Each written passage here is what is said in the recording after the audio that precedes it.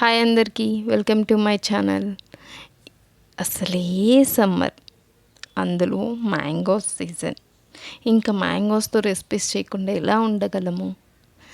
So రండి చూపించేస్తాను. ఈరోజు రెసిపీ ఏంటంటే మ్యాంగో టొమాటో పప్పు. ఫస్ట్ మ్యాంగోస్ తీసుకున్నాను, దానికి పొట్టు పైన అంతా తీసేసారు. ఇక్కడ మ్యాంగో అనేది స్వీట్గా ఉండకూడదు, పుల్లగా ఉండాలి.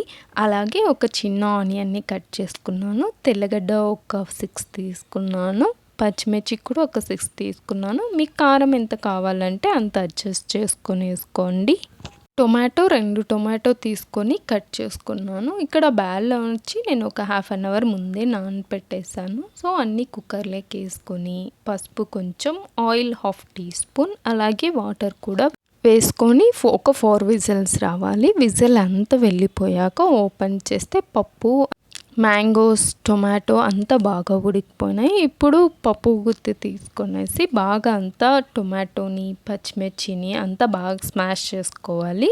అలా చేసిన తర్వాత వాటర్, కర్రీ మీకు ఎంత థిక్నెస్లో కావాలి, థిక్గా కావాలా పల్చగా కావాలో దాన్ని బట్టి మీరు వాటర్ అనేది అడ్జస్ట్ చేసుకొని మళ్ళీ ఒకసారి పెట్టుకోవాలి. మళ్ళీ దాన్ని పక్కన పెట్టేసి ఉడికినాక ఇంకా పోపు వేసుకోవడం అంతే. తిరువాత వేసుకోవాలి, పెనం పెట్టుకొని ఆయిల్ వేసుకొని జీలకర్ర, సాసవులు వేసుకొని కొంచెం తెల్లగడ్డ కచ్చాపచ్చాగా దంచుకొని అది వేసేసి, అలాగే ఎండుమిరపకాయలు ఒక 3 వేసుకున్నాను. కొంచెం కారం, నాకు ఇంకొంచెం కారం ఉంటే బాగుంటుందని చెప్పేసి, అలాగే చిన్న ఆనియన్స్, కరివేపాకు వేసుకొని అంతా బాగా ఫ్రై చేసుకోవాలి.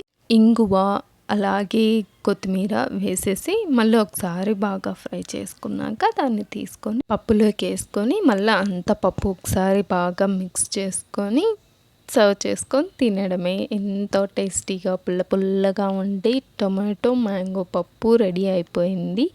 దీన్ని అన్నంలోకి, ముద్దలేకి, అలాగే మిల్లెట్స్లోకి చాలా బాగుంటుంది. ఏమంటే మిల్లెట్స్ తిన్నప్పుడు కొంచెం కర్రీ అనేది ఎక్కువగా వేసుకొని తిన్నామంటే మిల్లెట్ టేస్ట్ కూడా సూపర్గా ఉంటుంది.